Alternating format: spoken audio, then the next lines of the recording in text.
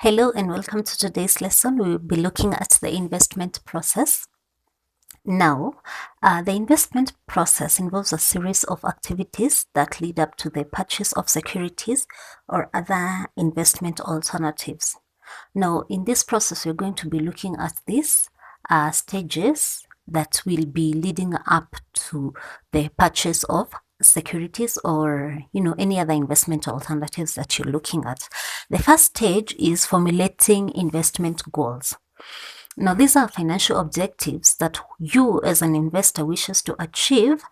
You do this by investigating a wide range of investment vehicles. Now, these financial objectives will determine the type of investment you are going to make. Now, for example, you could be looking to increase your current income. Maybe you're employed and you feel like your salary is not enough. You could use with a little bit more income.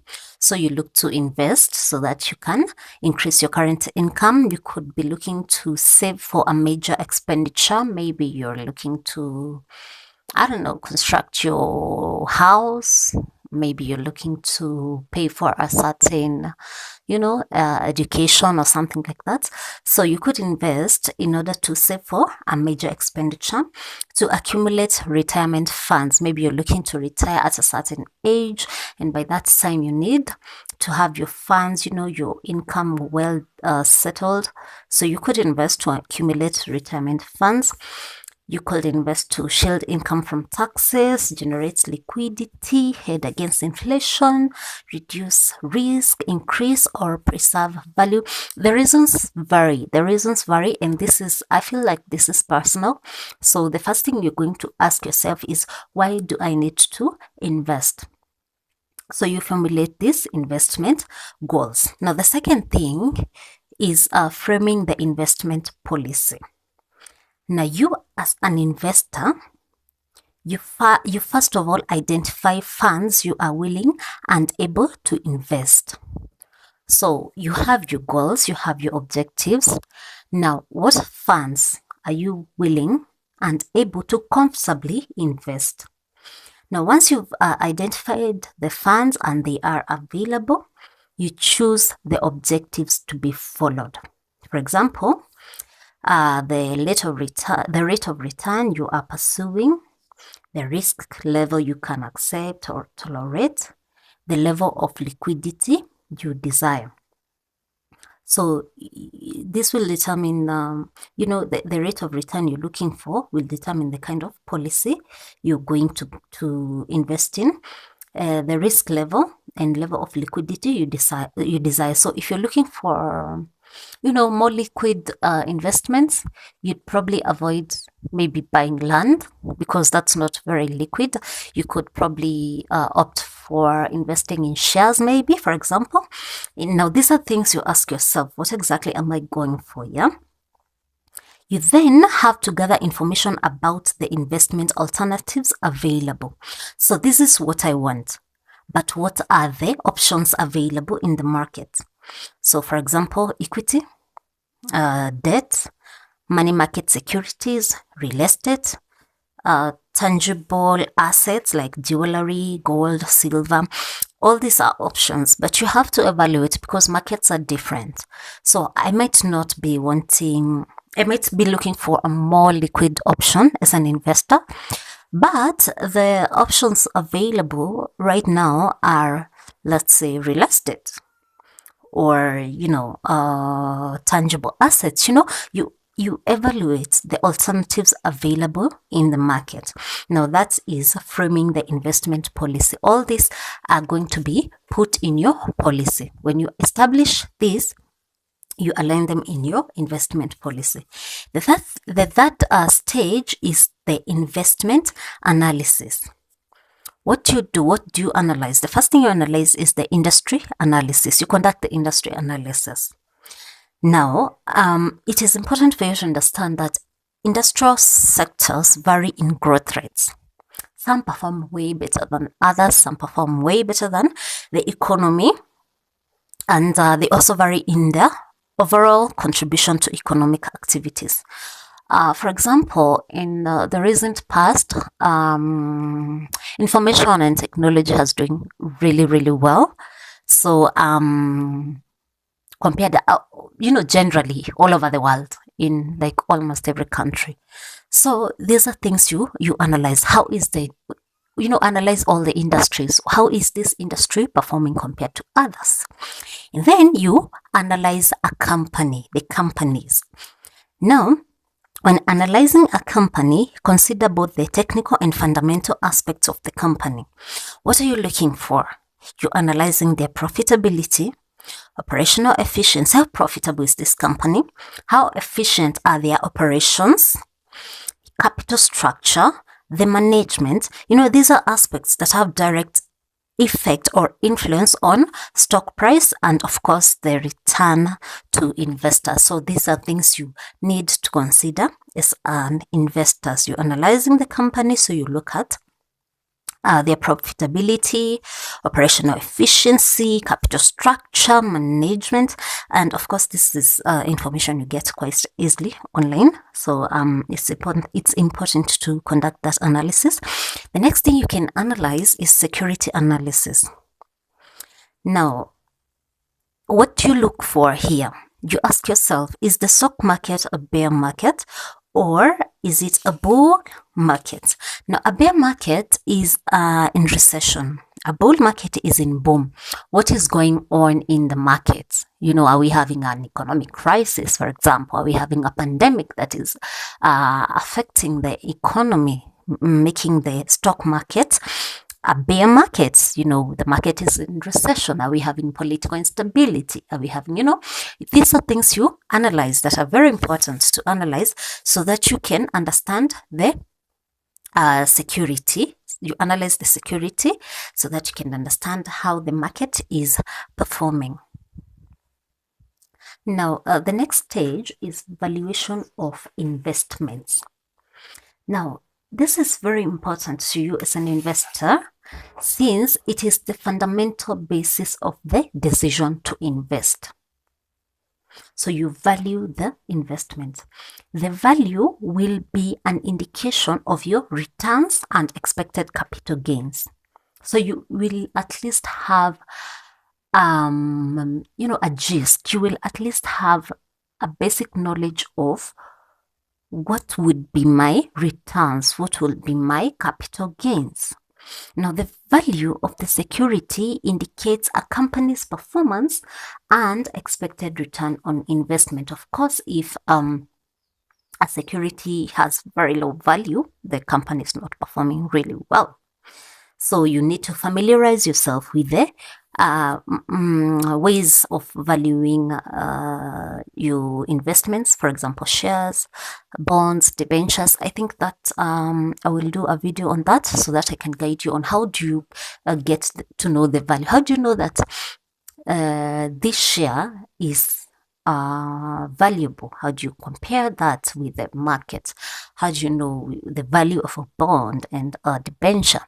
So you need to familiarize yourself with ways in which you determine that, and I will do a video on that so that I can guide you through that later on.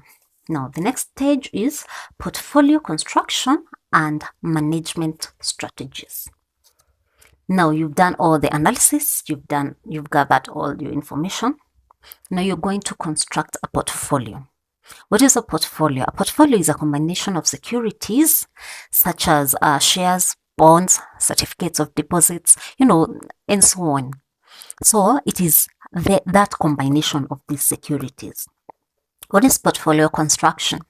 It is the process of blending broad classes of securities together to obtain an optimum return with minimum risk. That is, as an investor, you want to get the highest return with the lowest risk.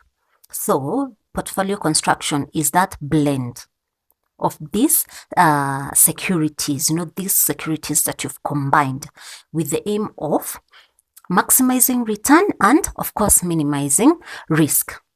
Diversification of investment helps spread risk over many assets. Of course, you can't compare having one asset, investing in one asset and investing in different assets in different industries. Because what that means is if you've invested in different assets in different industries, one industry could be performing better than the others or could be performing better than the market.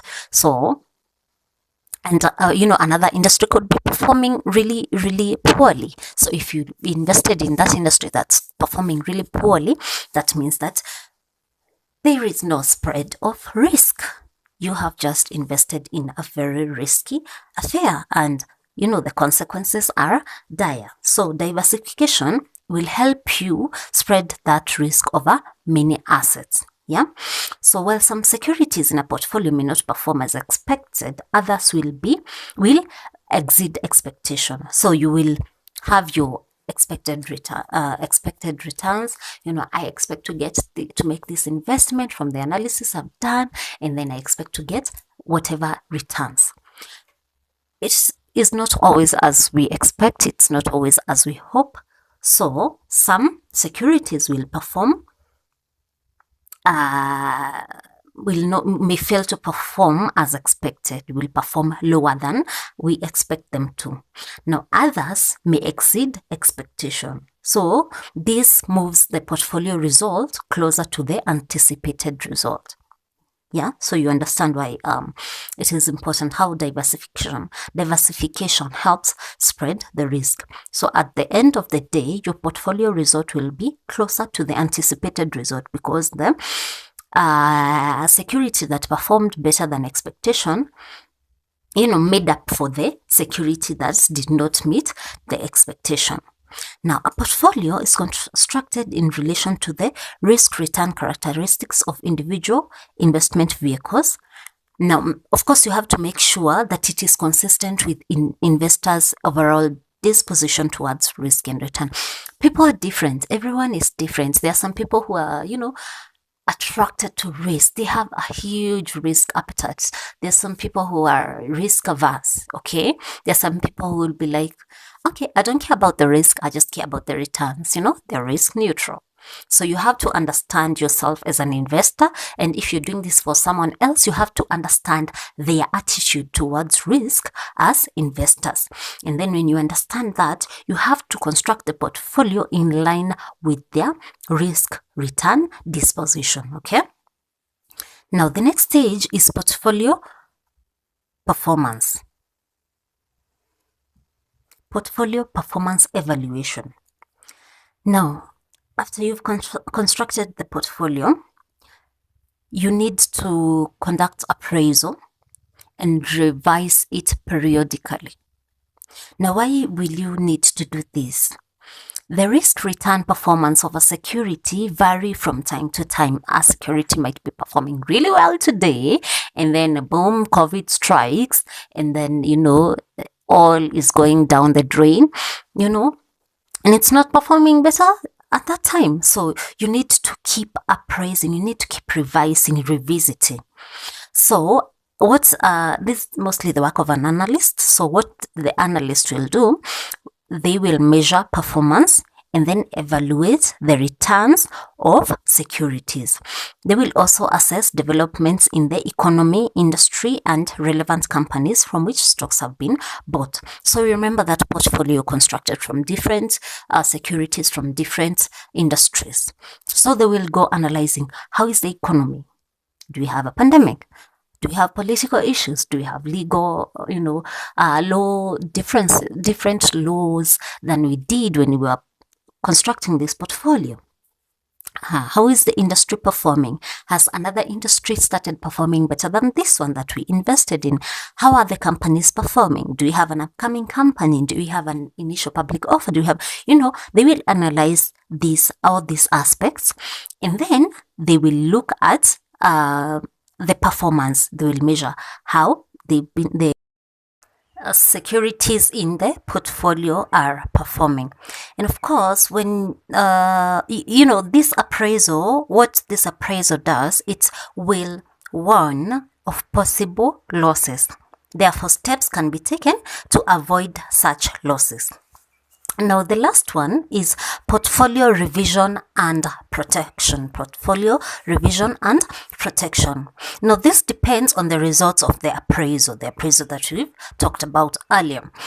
The low yielding, high risk securities are replaced with high yielding, low risk securities. So we've conducted the evaluation, we've done the appraisal. What do we do next? When the securities that we've found that are low yielding and high risk, you'll find that some securities have are not giving us much really, but they are like really, really risky. So what you do, you're going to replace those securities with those that are high yielding and low risk. Okay. These will help eliminate issues that do not meet the portfolio objectives. The portfolio objectives are the ones that are guiding us. So we're going to eliminate anything that does not help us meet these objectives. That is what we are going to do in portfolio revision and protection. So now this is a fact. This is a basic fact. If an investment no longer satisfies the needs of the investor, if an investment no longer satisfies the needs of the investor, it should be eliminated. No debate about that. If it does not satisfy the needs of the investor, we do not need it. We do not have any reason to hold such an investment. It should be eliminated. And that's it, guys. That's all about the investment process. Thank you so much for watching up to this far. Please subscribe to our channel, give the video a thumbs up, and if you have any question or comments, leave it in the comment section down below and I will get back to you. Thank you and God bless.